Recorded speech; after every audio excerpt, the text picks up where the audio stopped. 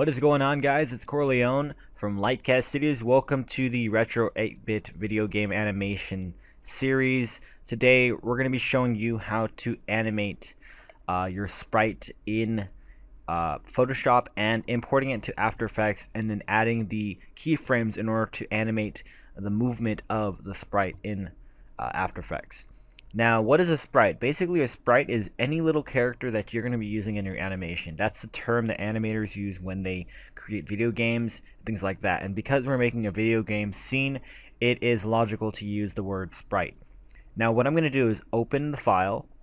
Now, what you can do is simply find, we're going to delete the old one first of all, so we can start from scratch, is find things online of different sprites. I happen to find a little zombie or skeleton thing. And I'm going to be working off of that in order to create our sprite. Now, the easiest thing to do is make a little follow these GIF images, and if you click them, they have little animations of them moving and then doing different things, so to speak, just like that. And he soloed certain layers for a certain reason.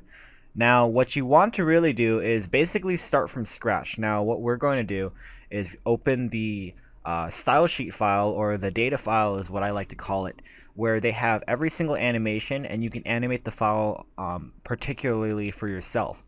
Now, it depends on you. You can have him looping where he's standing idly, you can have him walking, you can have him attacking, and I will also have this file available including the author's name, so I do not infringe their copyrights of having the file. I'm not the best artist, so I'm not going to be making these characters, but I will have these files available for you to work with as you follow along in the tutorial.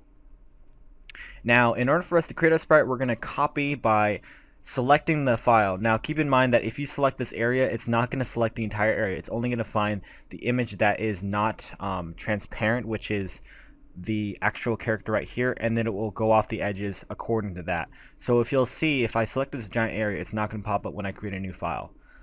Also, depending on how large the area is, so let's say you selected one character and you clicked File New, it's going to be with 26 and 41 is the height. If you click OK and you click Control V, or you have to Control C at first, Control C, then you do Control V, the file will only contain the borders of which the PNG file has been imported from.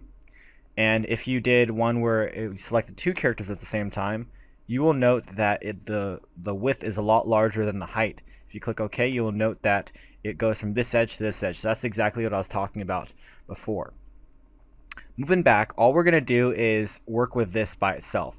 Now, we're not going to resize it or anything first. We want to import every single layer, and then we're going to resize the image because it does affect working with different layers if you do so. You might want to get rid of the background. You can easily do this by simply selecting the background like that. But you notice that the background is white, and all you need to do if you want to get rid of it is just get rid of it simply by doing that.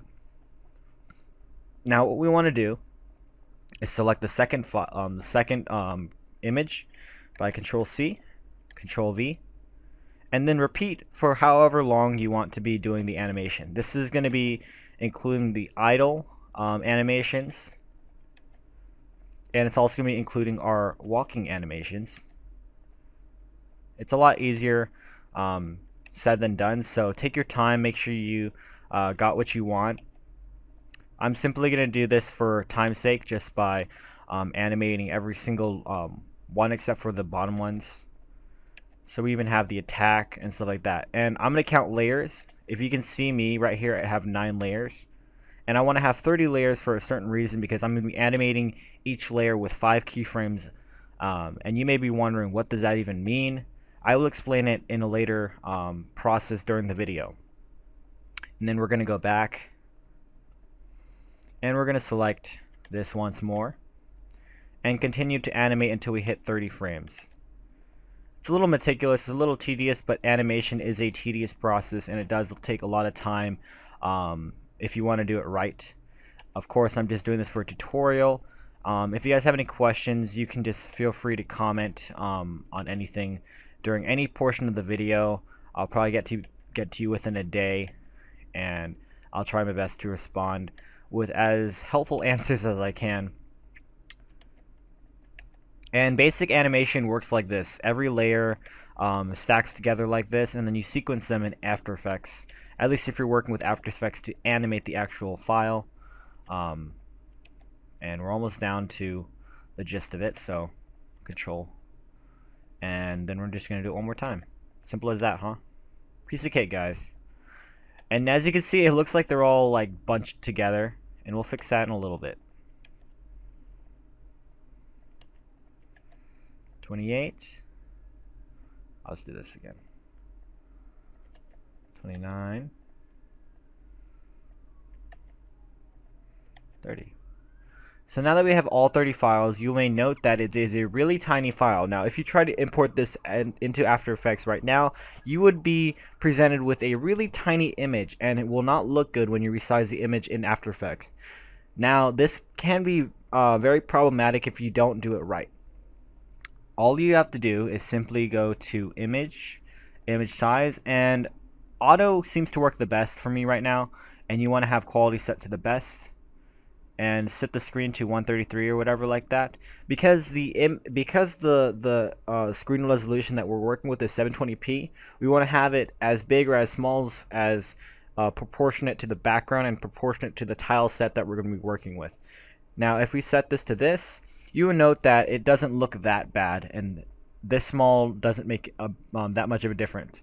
But if we imported this into After Effects, it would probably look a lot nicer now than it would have been if it was like that.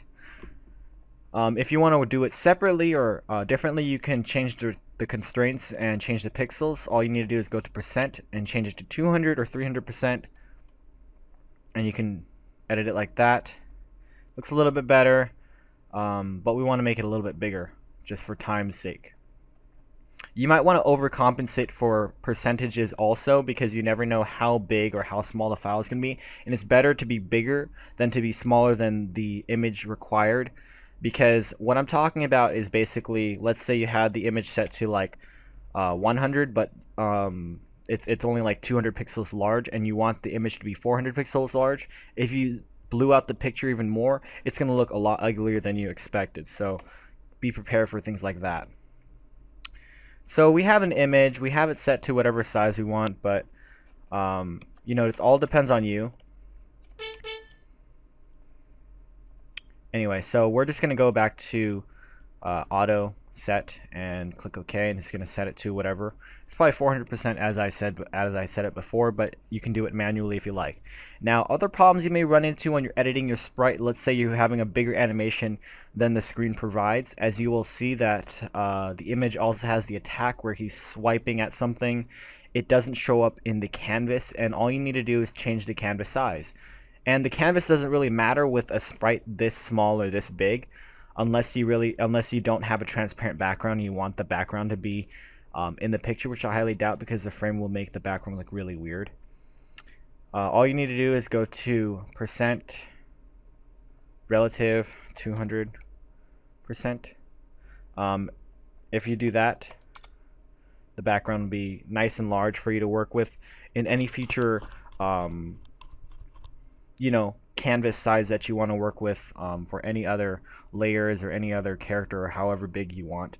I usually like to set to percent, but if you want to do it another way, if you didn't do it with percentage, you can go to canvas and you can go to inches, and if you look at the top here, it tells you how many inches the file is, and usually what you want to do is add about 100 or 200 pixels extra in order for you to boost the size or width needed for your canvas and your image animations.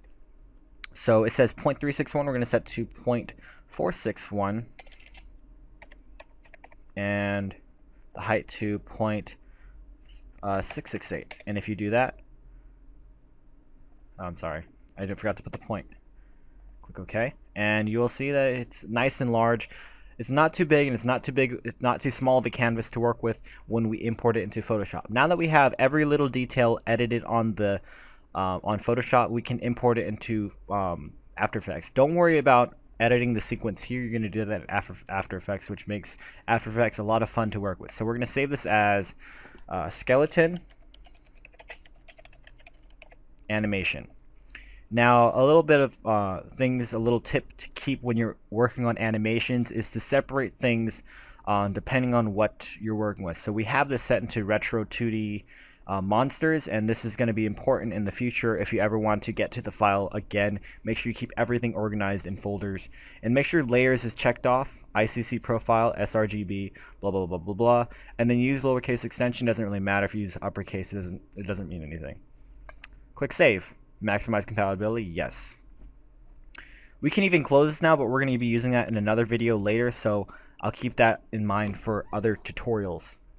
Right now, we're going to be going to After Effects and then working with the composition. Now, if you've never used After Effects before, watch my other tutorials on the After Effects basic training. You can learn the basics of using After Effects, and there's many YouTube videos on how to do different things in After Effects. We're going to change the composition name to skeleton or main skeleton animation. Pardon me. Okay, the frame rate is going to be set to 25 frames per second or 30 frames per second. Now, this is going to be important for calculating how long the video is going to last. Since we made 30 frames, we want to change this to 30 frames per second, but I'm going to leave it at 25 per second, 25 frames per second, just for the sake of working with it at the moment. Doesn't really matter. It really does matter if you're calculating how long you want your animation to be. If we set each frame to be 5 frames long, then if you had 30 frames, I'd have to do the math to figure it out. It'd probably be like a 5-second long animation. So we're going to keep everything the way it is, background color to black, etc., and we're going to click OK. So now we have a 1280 by 720p composition. If you notice that this is the main composition, and if we want to work with the Photoshop imported file, all we need to do is double click the project bin, find the skeleton animation, and click it. Now what you want to do is make sure it's not selected on footage, but selected to composition and editable, layer styles, live Photoshop 3D. It depends on what version of After Effects you're using. Look up tutorials on Google if you have questions, if you have a different version. Now all you need to do is double click the composition, and it will open up in another window, as you can see here. And we have every single layer we had before from working with it in Photoshop, but they're 25 seconds and 15 frames second long. After Effects has a tendency to make it 1 frame shorter. But we want to select every single frame. Now at this point, it doesn't matter which way you select it, by clicking the first layer and then holding down Shift and clicking the last layer. And what we want to do is shrink the size editable to about 5 frames, because that's ideal for what we're working with. You can change it to whatever you like in another when you're editing your animation, and it's important for whatever kind of monster or animation you're using to note the actual real life style that the animation or the sprite is acting in. So let's say it's a chick. The chick would probably bob its head for a second and then tap down twice to peck at something for another 10 frames. So keep in mind real life animations with your actual animations, because it looks more realistic if it's following real life standards. I know it sounds kind of weird, but you'll understand it when you're actually animating yourself.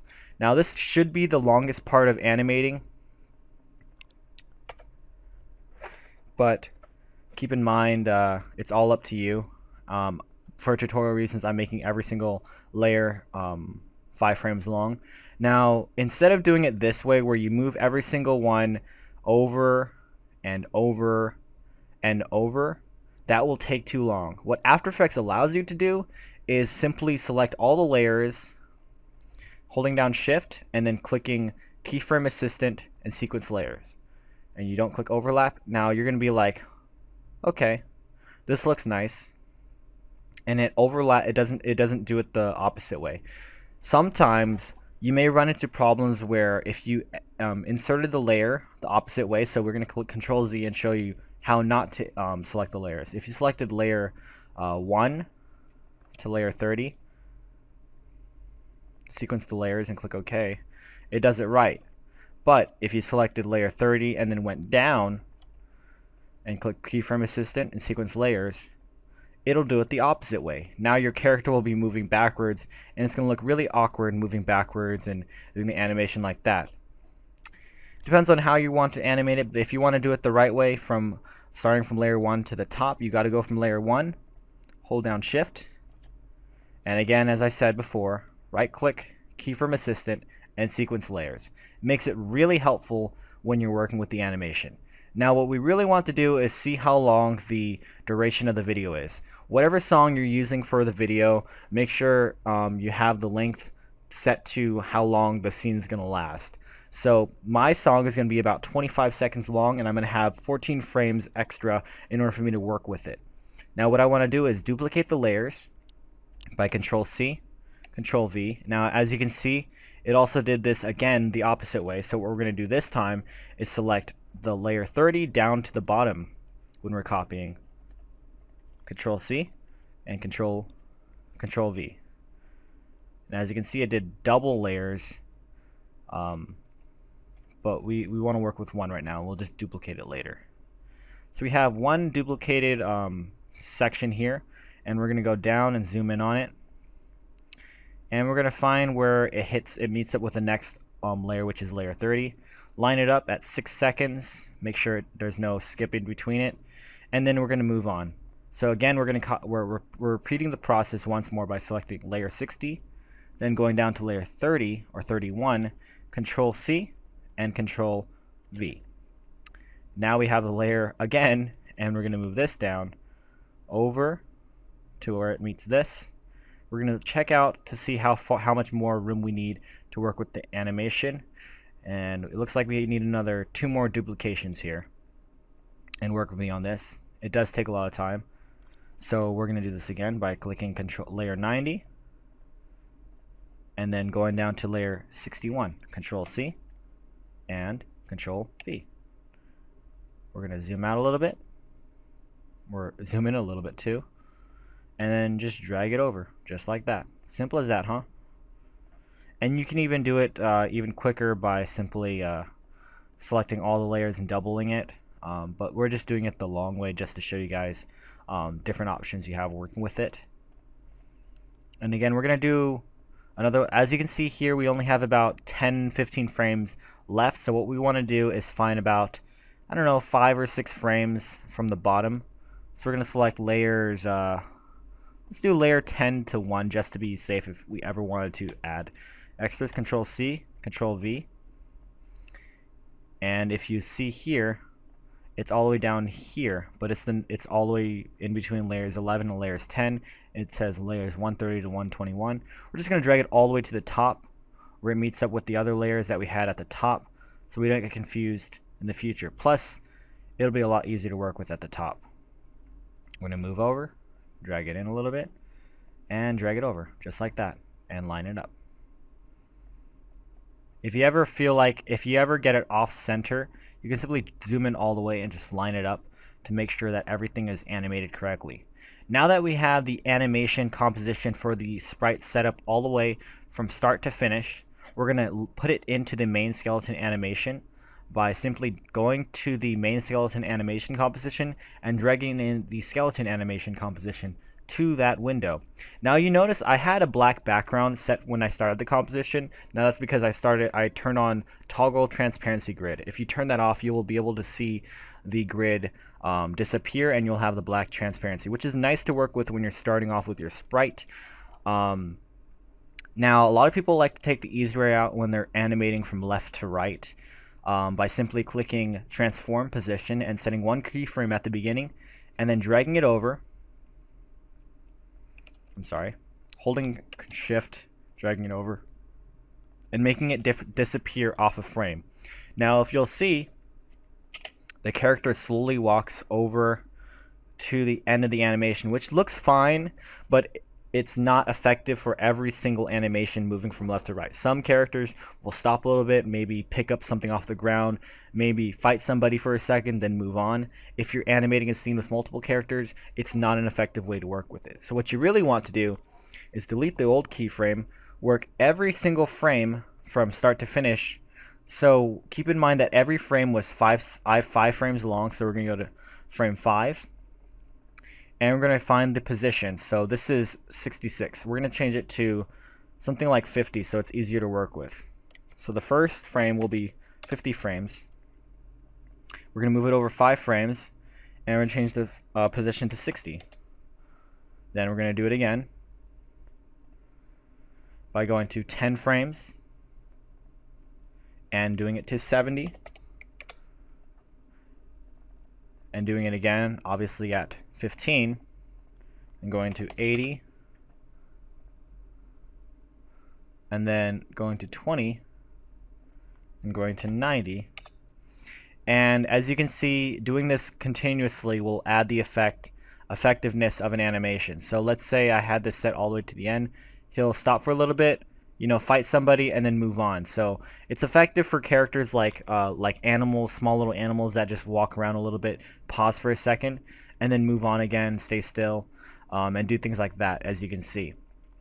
And for a longer effect, you can stretch these keyframes out as much as you want.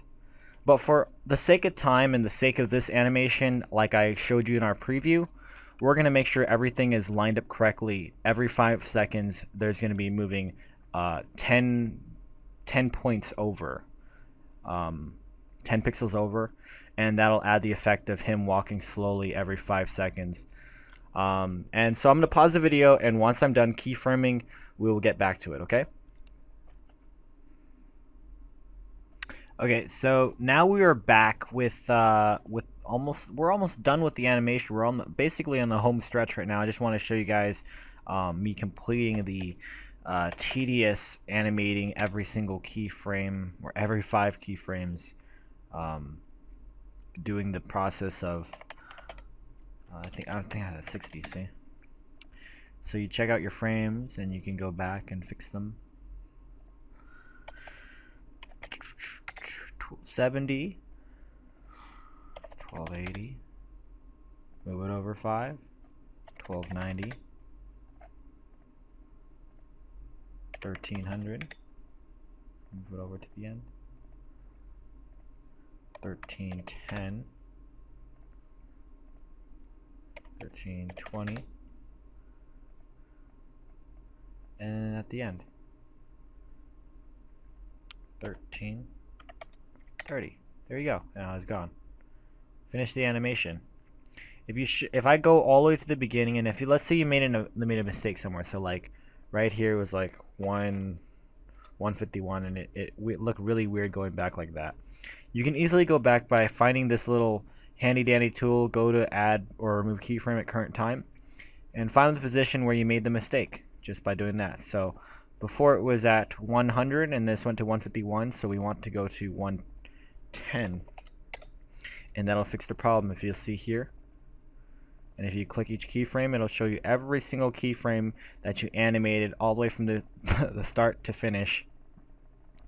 Looks like a lot of work, but it works a lot faster if you moved in every 5 keyframes. A lot of people find this really boring, but animators and people like me just love doing stuff like this, animating every single little step and finding every little piece that works and doesn't work. And you can have them stop and dance and go back or go up and down, things like that. Changing positions, going up and down and stuff, which is really neat as well. But again, it's all up to you. And if you ever have a problem with positioning the keyframe at a certain area, you can just select all the keyframes. Like let's say you wanted to, it was too far off the tile set, I believe you can move them down a little bit, and it'll fix every single keyframe. No, you'd have to fix it separately as well. So good luck with fixing the position of wherever the tile was, but try to make sure that the character is where you want him in the beginning. So it seems that we have finished animating the sprite, going from start to finish, creating the animation in Photoshop simply by finding the data file and animating it, making every layer, making up to 30 layers. We even resized the image, made the canvas bigger. We made the image look a little bit nicer, fine-tuned the image in Photoshop. Then we imported it into After Effects, opened the composition, layered the composition, and basically stacked the composition in a sequence, and making sure it's synced to the entire sequence of the file or the length of the video. Then we imported it into our normal sized or our main skeleton animation, and we animated every single keyframe from start to finish. Every five keyframes, we made it move 10 pixels, and it seemed to work out just perfectly as he ended in the end. So if you guys have any questions, leave them in the comments below. If you have any questions particularly about animating sprites, ask me. Look up tutorials, look up Google, find things that can teach you about animation. There is a world and a plethora of ideas out there, guys. It's out there for you to look for. All you got to do is do the research. If you have any comments, leave them in the comments below. Thanks for watching my video, and don't forget to check out episode 2. This has been a retro 8-bit video game series animation, I guess. And thanks for checking out episode 1. Peace out, guys. Thanks for watching.